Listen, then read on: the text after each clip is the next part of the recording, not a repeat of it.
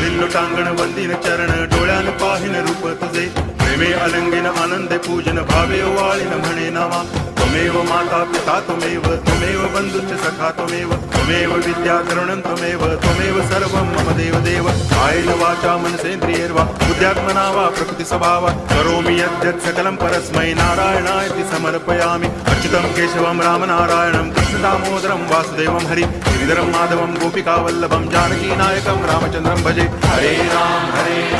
Ram Ram Hare Hare Hare Krishna Krishna Krishna Hare Hare Hare Ram